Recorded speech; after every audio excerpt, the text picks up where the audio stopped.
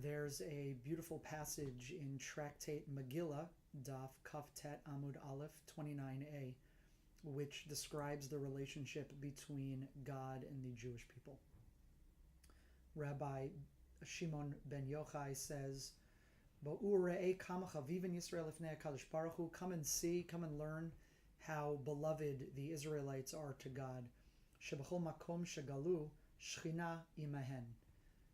Every place that the Israelites would be exiled to, God would be exiled with them. God would exile God's self with them.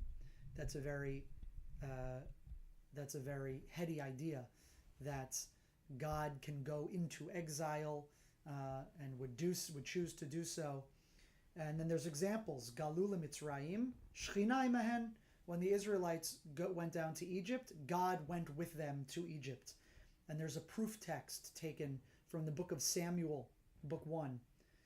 God says to Eli, Ha niglo nigleti levet avicha.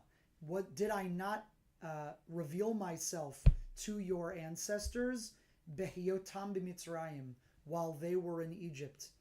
Meaning God says to Eli, I revealed myself in Egypt to your ancestors, to your forefathers. So the Gemara uses that as a proof text. That, what does it show? God was in Egypt.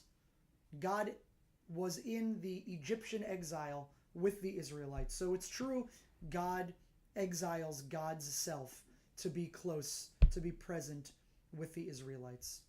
In our Parsha, Parshat Vayigash, there's a verse which seems to imply something very similar. God is speaking to Jacob before Jacob goes to Egypt to be reunited with his long-lost son Joseph. And God says, don't worry about going down there. Why? I, God, will go with you. Anochi ered imcha mitzrayma. I will go down with you. I will descend to Egypt with you. Va'anochi a'alcha gam alo. And I, God, will also ascend. I will take you up out of there. There is another midrash. We read one midrash in Tractate Megillah. There's another midrash in the Mechilta, which is a collection of rabbinic exposition of midrash Agadah.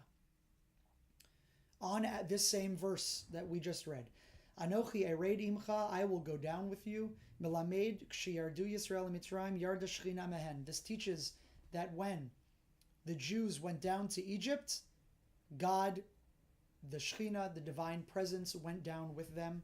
And the second part of the phrase, Anochi a'alcha, that I, God, will take you up out. Melamed kshalu Yisrael mitzrayim alta shechina mehem. This teaches us that when the Israelites went up out of Egypt, the Shechina, the divine presence, went with them. The Torah Temimah has a question and an answer. Here's the question. Tzarech bi'ur. This requires explanation. Shelo heviu drashat mechilta mi pasuk shelafanenu shebetorah. Why is it that in the Gemara, in Masechet Megillah, which we read, which cites a proof text that God goes into exile from the book of Samuel, why not use our verse here in Parshat Vayigash, and as cited by the Mechilta? The Mechilta clearly sees it, that midrash sees this as a proof that God goes into exile with the Israelites. Why did the Talmud in Tractate Megillah not use the same verse? And the question is sharpened by the fact that the verse here in Vayigash is in the Torah itself, Chumash, the 5 books of Moses.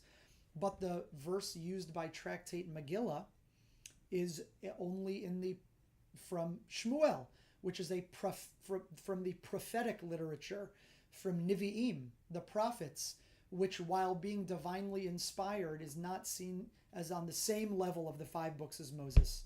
So why use that verse as a proof text and not our verse here in Vayigash?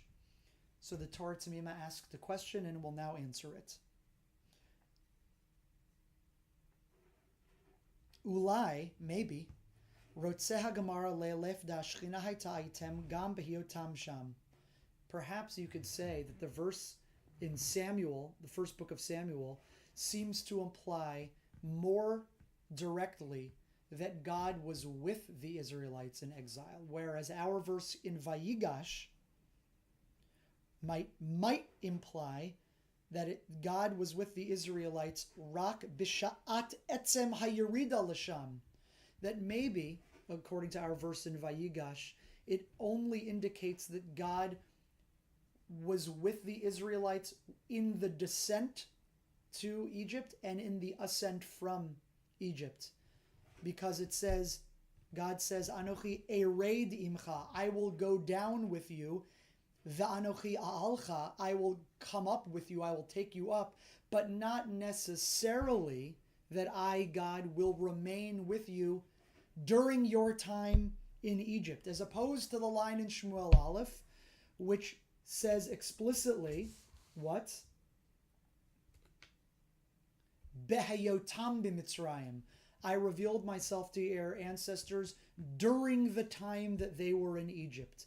So perhaps suggests the Torah Temimah that the verse in Shmuel Aleph is more directly reflective of God's presence in Egypt during the time of Egypt, whereas our verses here in Vayigash might indicate just accompaniment, as the Torah Temimah goes on to say, that it seems to indicate kederech hamilavim, that maybe God was stating, I will go down with you like as an accompanier.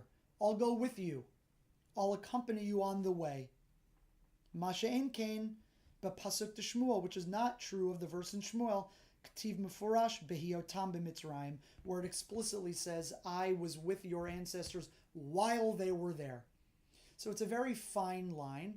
What the Torah Temimah does not say here, but I think is influencing his comments and his suggested solution, is that there's a midrashic idea elsewhere, which seems to come directly from the words of the verses themselves, that there are angels, which we can understand as a manifestation of the divine presence, that accompany earlier Isaac and Abraham to the borders of the land of Egypt, and Jacob himself, and that when the angels have this sort of role of accompanying on the border of the land of Israel, I think that might be influencing the Torah Temimah's reading here as well, though he doesn't say it explicitly. So a very sort of short and insightful comment by the Torah Temimah, noting a question that one could ask on the Talmud